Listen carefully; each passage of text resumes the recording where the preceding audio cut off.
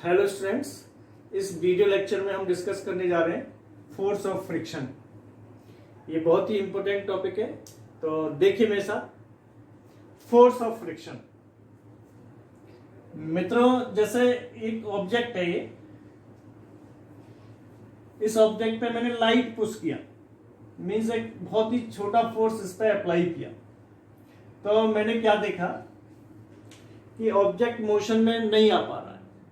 Motion में नहीं आ पा रहा है, इसका मीनिंग क्या है कि इस फोर्स का एक अपोजिंग फोर्स है। मीन जितना फोर्स ये है उतना ही इसके अपोजिट में काम कर रहा है, जिसके कारण से क्या हुआ, ऑब्जेक्ट रेस्ट में ही मेंटेन रहे, रेस्ट की सिचुएशन को मेंटेन रखता है। फिर मैंने क्या किया, इस पर थोड़ा और फोर्स बढ़ा दिया। फिर क्या देखा, ऑब्जेक्ट अगेन रेस्ट को मेंटेन रखता है, मीन्स उतना ही फोर्स इसके अगेंस्ट में फिर से काम कर रहा है। अब मैंने और एक और ऑब्जर्वेशन देखा, जैसे ही मैं इस वाले फोर्स से ज्यादा फोर्स अप्लाई करता हूं, ऑब्जेक्ट मोशन में आ जाता है। इसका मीनिंग क्या हुआ, आपकी समझ में आ गया होगा। ये जो अपोजिंग फैक्टर था उसकी एक लिमिट थी। उसकी लिमिट कितनी है, ये वाली। अगर मैं इस लिमिट से ज्यादा फोर्स अप्लाई करता हूं तो ऑब्जेक्ट रेस्ट से मोशन में सेट हो जाता है। तो इसका मीनिंग क्या होगा, ये जो अपोजिंग फोर्स है इसी को हम क्या कहते हैं, फोर्स ऑफ फ्रिक्शन कहते हैं। तो एक दो पॉइंट्स इस पर हम लिख लेते हैं। तो फोर्स ऑफ फ्रिक्शन क्या है, it is the opposing force. Opposing force, opposing force का means that is it oppose the motion of the object, motion of the object. Point clear हुआ। सेकेंड, ये जो फोर्स ऑफ फ्रिक्शन है surface के nature पे depend करता है। Means, और देखिए, अगर दो सरफेस एक दूसरे के कांटेक्ट में नहीं होती, जैसे ये मेरा हाथ है और ये दूसरा हाथ, दोनों कांटेक्ट में आ गए, तो इन दोनों के बीच में क्या होगा, फोर्स ऑफ फ्रिक्शन काम करेगा। Means it is the it act only when two objects are in contact। दो ऑब्जेक्ट एक दूसरे के कांटेक्ट में होते हैं तभी ये काम करता है। थर्ड पॉइंट, ये जो फोर्स है सरफेस की नेचर पर डिपेंड करता है। It depends on nature of the surface, of the surfaces. For rough surface,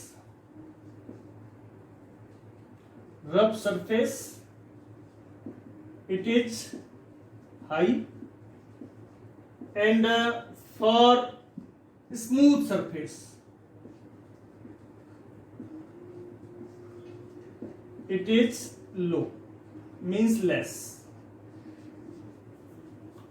अगर रफ सरफेस है तो फोर्स ऑफ फ्रिक्शन बहुत ज्यादा होता है, और स्मूथ सरफेस है तो ये बहुत कम होता है। तो ये किस पर डिपेंड करता है, नेचर ऑफ द सरफेस। और देखिए, कांटेक्ट फोर्स हो गया। दूसरा, it does not depends on the area of contact। जैसे सरफेस का कितना एरिया दूसरी सरफेस के साथ कांटेक्ट में, इस बात पर डिपेंड नहीं करता। जैसे मेरे पास ये पेन है, ये सरफेस है, अगर इस पेन को ऐसे रख दूं या ऐसे रख दूं, दोनों ही केसेस में फोर्स ऑफ फ्रिक्शन सेम होगा। मींस एरिया ऑफ कांटेक्ट पे डिपेंड नहीं करता, ये डिपेंड करता है किस पे, ऑब्जेक्ट के मास पे डिपेंड करता है। ये भी बताएंगे भी आप। ये बात क्लियर हो गई। Next, it is the adjusting force. Adjusting force, adjusting force से क्या सेंस है, अगर मैं यहां पर लाइट पुश कर रहा था तो फोर्स भी कम था, फोर्स को बढ़ा रहा हूं, अप्लाइड फोर्स को बढ़ा रहा हूं, ये क्या है, अप्लाइड फोर्स। अप्लाइड फोर्स, और ये कौन क्या है, force of friction. Force of friction ये वाला। और ये अप्लाइड फोर्स है। मैंने अप्लाइड फोर्स को कम रखा तो फोर्स ऑफ फ्रिक्शन भी कम था, जैसे जैसे अप्लाइड फोर्स को बढ़ाया फोर्स ऑफ फ्रिक्शन भी बढ़ता गया, लेकिन एक लिमिट तक बढ़ा। तो इसलिए हम क्या कहते हैं, it is the adjusting force. तो इसका मैं अगर ग्राफ ड्रॉ करूं तो देखिए क्या आएगा, ये तो हो गया अप्लाइड फोर्स और ये हो गया फोर्स ऑफ फ्रिक्शन। तो कैसे आ रहा है, ये अप्लाइड फोर्स बढ़ रहा है तो साइमल्टेनियसली फोर्स ऑफ फ्रिक्शन भी बढ़ रहा है, लेकिन एक लिमिट तक बढ़ा और जैसे ही लिमिट आई ये बढ़ना बंद हो गया, जितना ये था उतना ही ये। लेकिन जैसे ही ऑब्जेक्ट मोशन में आता है ये स्लाइटली कम हो जाता है, फिर कांस्टेंट हो जाता है। तो बाकी का जो डिपेंड करेगा आगे की सरफेस के नेचर पे। अगर सरफेस स्मूथ है, एक जैसी है, तो ये कांस्टेंट रहेगा। अगर कहीं बेरी कर रही है तो ये इसके साथ बेरी करेगा। मतलब सरफेस की रफनेस पे डिपेंड करेगा आगे का फोर्स। समझ में आ गया होगा। तो मैंने क्या बताया, it is the adjusting force. ये सब मैं हटा दूं, ठीक, ओके। अब आगे देखिए, मान लीजिए ये ऑब्जेक्ट है, ये वाला ऑब्जेक्ट इस सरफेस पर रखा हुआ है। इस ऑब्जेक्ट का मास m है तो इसका वेट क्या होगा, mg होगा। तो इसकी नॉर्मल रिएक्शन ऊपर की साइड होगी, इसे मैं n से नोट करता हूं। और मैंने सपोज कीजिए F फोर्स अप्लाई किया इस पर, तो फोर्स ऑफ फ्रिक्शन ऐसे होगा। इसे मैंने कहा FSM, मींस ये इसकी मैक्सिमम लिमिट है, ये वाली, इससे ज्यादा नहीं है ये। तो इसका मीनिंग क्या है, the maximum limit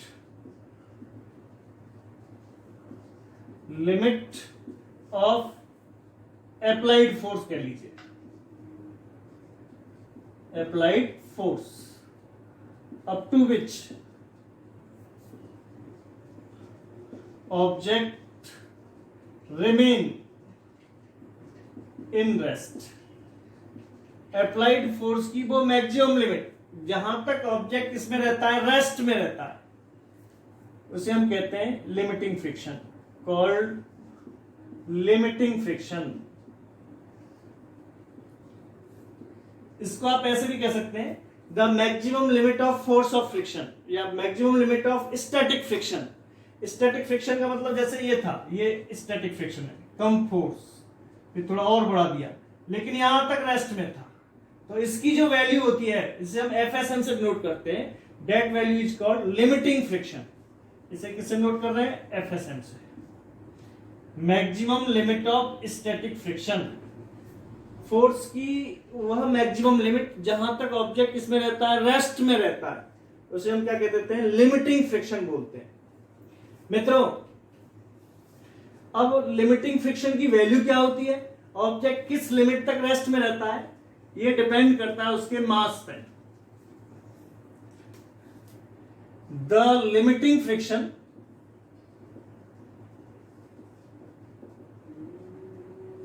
depends on, या आप ऐसे लिख सकते हैं, limiting friction is directly proportional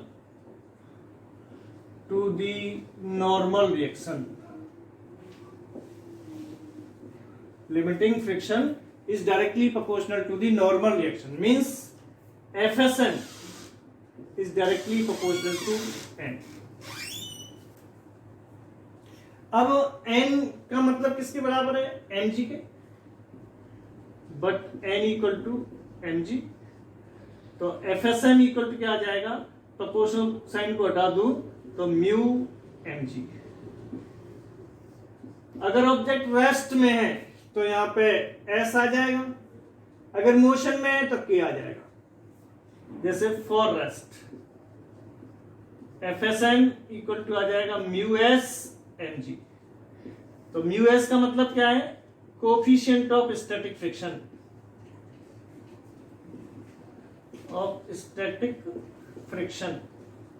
अगर मैं यहां पे K लिख देता तो कोफिशिएंट ऑफ काइनेटिक फ्रिक्शन आ जाता। तो मेरे ख्याल से ये आपकी समझ में आ गया होगा। ये था फोर्स ऑफ फ्रिक्शन। तो एफएसएम की वैल्यू क्या होगी, म्यू एम जी। अब ये जो एन है नॉर्मल रिएक्शन, ये डिपेंड करती है कि ऑब्जेक्ट प्लेन में रखा हुआ है कि इंक्लाइन प्लेन पे रखा हुआ है। ये इस सिचुएशन पे डिपेंड करेगी। एन जो है सिचुएशन के हिसाब से चेंज होगा। ठीक है, तो इसमें 2-3 डेफिनेशन हम डिस्कस करेंगे अभी। पहली डेफिनेशन देखिए, एंगल ऑफ फ्रिक्शन। बहुत इंपॉर्टेंट टॉपिक है, लगातार सीबीएसई एग्जाम में आता रहता है। देखें, एंगल ऑफ फ्रिक्शन।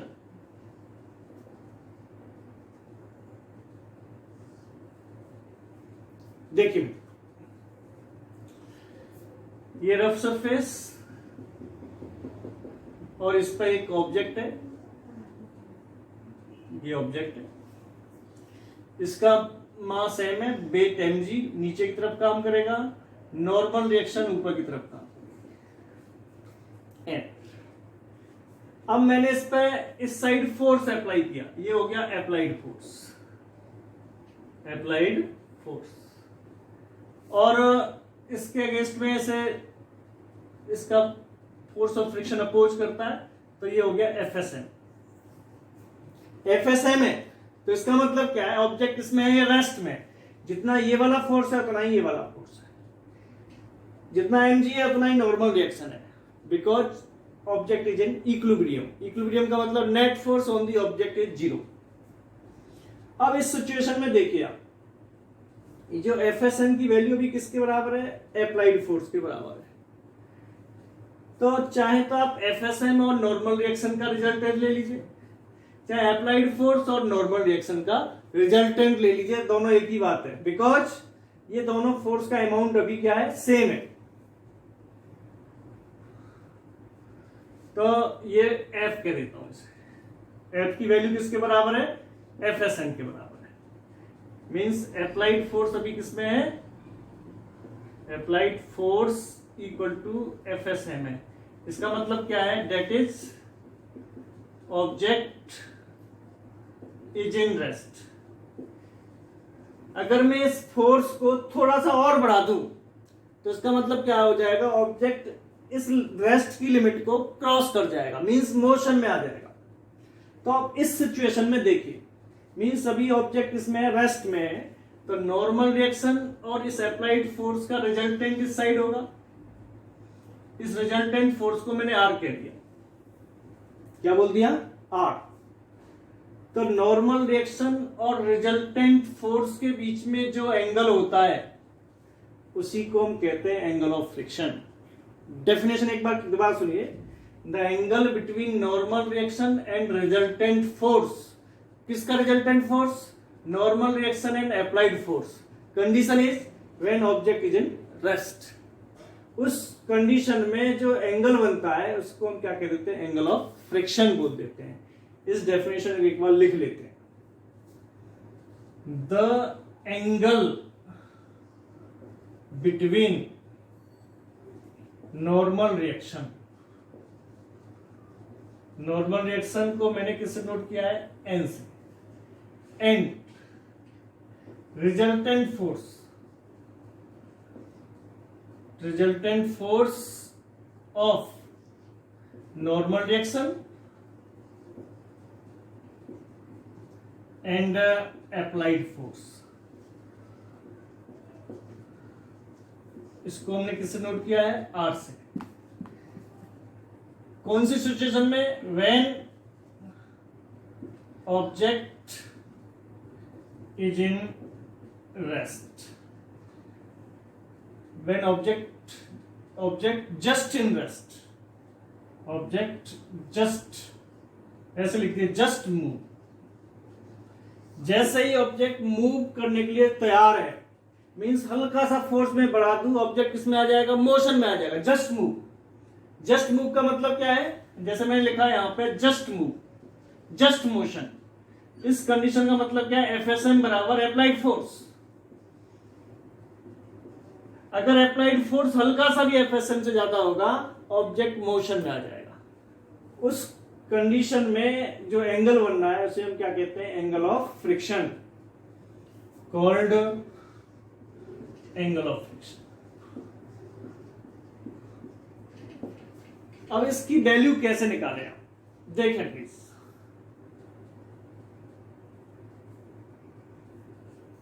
मान लीजिए ये एफएसएन और ये नॉर्मल रिएक्शन, तो टेन थीटा इक्वल टू क्या होता है, फ्रॉम डायग्राम, फ्रॉम फिगर देखिए, टेन थीटा बराबर होता है perpendicular upon base.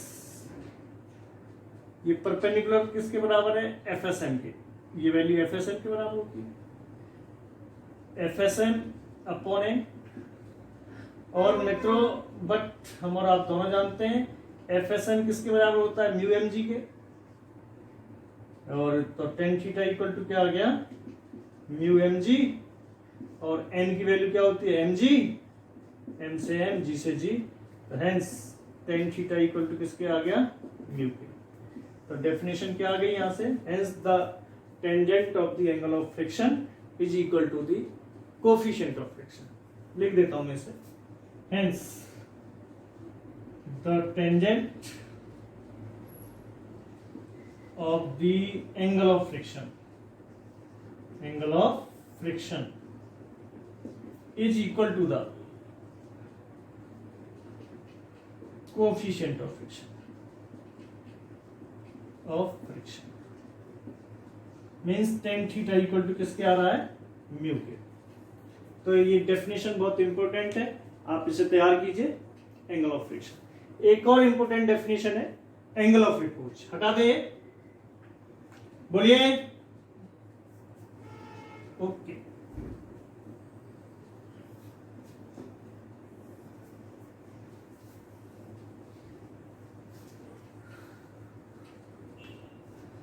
Angle of repose बहुत आसान सी डेफिनेशन है, एंगल ऑफ रिपोज,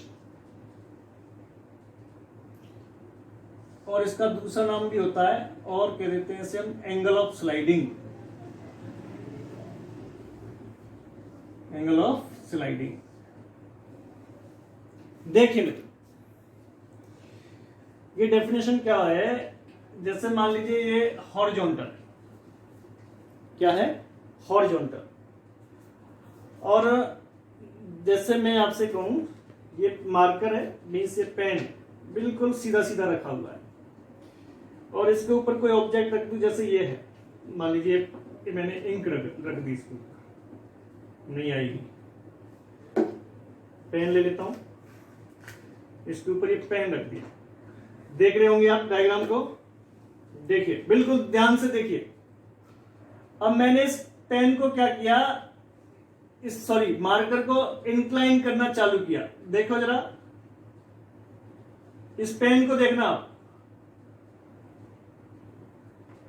देखो एक बार दोबारा देखिए, इस पे कैप आ रहा है तो ये मूव करने में असमर्थ था। अभी दोबारा देखिए आप, जैसे भी ये हॉरिजॉन्टल है, अब मैंने इस पेन को इंक्लाइन कर रहा हूं मैं, तो देखना इस पेन को, अब इस पेन को देखिए,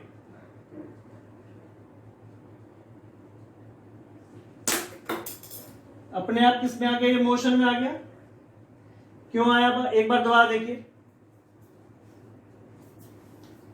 एक बार दोबारा देखिए, पुनः देखिए, ये ऑब्जेक्ट ये पेन है, मार्कर, और इसके ऊपर मैंने पेन लगा दिया, इसके ऊपर क्या लगा दिया मैंने, पेन लगा दिया, ये देखिए, है ना। अब मैंने इस मार्कर को क्या किया, इंक्लाइन करना स्टार्ट किया, ये देखो मोशन में आ गया, किसमें आ गया, मोशन में। तो ये क्या, इसका मीनिंग क्या हुआ, अभी हम क्या कर रहे थे, मान लीजिए यहां पे ऑब्जेक्ट है, एक बार सही से समझने का प्रयास कीजिए, हो सकता है आपकी समझ में आ जाए। ये mg और ये नॉर्मल रिएक्शन कितनी है इसकी, n। अब मैंने क्या किया, यहां पे इस प्लेन को ऐसे कर दिया, थीटा एंगल बना दिया, और यहां पे ऑब्जेक्ट ऐसे ही रखा हुआ था ये। अब इसका वेट तो यहां आ जाएगा नीचे की तरफ mg, लेकिन जो नॉर्मल रिएक्शन है, दोबारा देखिए किताब कोई है, एक बार देखें सही से, जो मैं समझाना चाह रहा हूं आपको वो आपकी समझ में आ जाएगा। देखें प्लीज, ये वेट इसका नीचे की होगा इस बुक का, और नॉर्मल रिएक्शन ऊपर की तरफ होगी, है ना। अब जैसे जैसे मैं इसे इंक्लाइन करूं, जैसे भी हॉरिजॉन्टल थी, इंक्लाइन कर रहा हूं तो नॉर्मल रिएक्शन भी साथ साथ चेंज हो रही है। अब मैंने इसे ऊपर ले आया तो नॉर्मल रिएक्शन बिल्कुल हॉरिजॉन्टल हो गई। ऐसे करूंगा तो नॉर्मल रिएक्शन की डायरेक्शन भी कंटिन्यू चेंज हो रही है। मींस अब इसकी जो नॉर्मल रिएक्शन थी ऐसे नहीं रही, सरफेस के साथ, इस वाली सरफेस के साथ नॉर्मल डिग्री एंगल में ये 90 डिग्री होगा। ये नॉर्मल रिएक्शन अब यहां आ गई, ऐसे बात क्लियर हो गई। यहां पे नॉर्मल रिएक्शन ये वाली थी, मींस इस सरफेस के साथ 90 डिग्री का एंगल ऐसे बना रही। तो अब आपकी समझ में ये आया होगा कि नॉर्मल रिएक्शन भी कितना एंगल से चेंज हुई, थीटा एंगल से। तो इस साइड की जो रिएक्शन है वो क्या हो गई, एन कॉस थीटा, और सरफेस के साइड की रिएक्शन क्या हो गई, एन साइन थीटा। अब जो एन साइन थीटा है ये वाला, इसे इस वाले ऑब्जेक्ट को अप्लाइड फोर्स की तरह ट्रीट कर रहा है। इस पे अप्लाइड फोर्स लग गया कितना, एन साइन थीटा। और फोर्स ऑफ फ्रिक्शन कैसे होगा, इस साइड एफएसएन। अभी गलती से क्या है, एन साइन थीटा एफएसएन के बराबर है, तो इसका मीनिंग क्या होगा, अभी ऑब्जेक्ट किसमें रहेगा, रेस्ट में रहेगा। एन साइन थीटा किसके बराबर हो, अगर एफएसएन के बराबर हो तो ऑब्जेक्ट किसको मेंटेन करेगा, रेस्ट को मेंटेन करेगा। इफ एन साइन थीटा अगर ज्यादा हो जाए किससे, एफएसएन से, तो ऑब्जेक्ट किसमें आ जाएगा, अचानक से मोशन में आ जाएगा। तो अभी हम क्या दिखा रहे थे आपको, जैसे मार्कर के ऊपर पेन दिखा रहा था, तो जब तक वो मूव नहीं कर रहा था एन साइन थीटा की वैल्यू एफएसएन से क्या थी, कम थी। जैसे ही एन साइन थीटा ने एफएसएन को क्रॉस किया, ऑब्जेक्ट किसमें आ गया, मोशन में आ गया। तो अब बात आती है एंगल ऑफ रिपोज क्या है। ये कौन सा प्लेन है, हॉरिजॉन्टल। ये कौन सा है, incline plane. The angle between horizontal and incline plane when object just slide. Just slide का मतलब ये स्लाइड होने के लिए क्या कर रहा है, तैयार है। मींस एन साइन थीटा किसके बराबर है, एफएसएन के। इस वाली कंडीशन है, तब ये जो इन दोनों के बीच में एंगल बनता है उसे हम क्या कहते हैं, एंगल ऑफ रिपोज बोलते हैं। इस डेफिनेशन को लिख लेते हैं हम एक बार। क्या बता रहा हूं मैं, the angle between horizontal and inclined plane when object just slide मतलब फिसलने के लिए तैयार है, called angle of repose। Angle of repose मुझे लगता है 100% आपकी समझ में आया होगा। तो इसकी वैल्यू कैसे निकालेंगे आप देखिए, जब ये जस्ट स्लाइड की कंडीशन में है तो एन कॉस थीटा किसके बराबर है, एमजी के। Means N cos theta equal to mg के बराबर आ गया, और एन साइन थीटा किसके बराबर है, एफएसएन के बराबर है। इसको इससे डिवाइड कर दीजिए तो क्या आ जाएगा, N sine theta upon N cos theta बराबर क्या आ जाएगा, FSN upon MG. FSN means mu MG होता है अपॉन एमजी, एम से एम, जी से जी, एन से एन कैंसिल हो गया, तो that's why tan theta equal to mu आ गया। तो यहां से एक डेफिनेशन और आपको मिली, the tangent of the angle of repose equal to coefficient of friction. Means angle of friction और कोफिशिएंट ऑफ फ्रिक्शन दोनों की वैल्यू एक जैसी है, उतनी है। मींस यहां का भी टेंजेंट म्यू के बराबर है, एंगल ऑफ फ्रिक्शन का टेंजेंट भी म्यू के बराबर था। तो ये 2-3 डेफिनेशन मैंने आपके साथ शेयर की हैं, तो आपकी समझ में आया होगा। कुछ डेफिनेशंस आप अपनी तरफ से पढ़ने का प्रयास करें, जैसे लिमिटिंग फ्रिक्शन मैंने बताया, स्लाइडिंग फ्रिक्शन, रोलिंग फ्रिक्शन, और फ्रिक्शन को कैसे मिनिमाइज कर सकते हैं, क्या हम टेक्निक अपनाते हैं फ्रिक्शन को मिनिमाइज करने के लिए, ये आप खुद से पढ़ेंगे। और ये टॉपिक मैं इतना ही पढ़ाऊंगा। Thank you.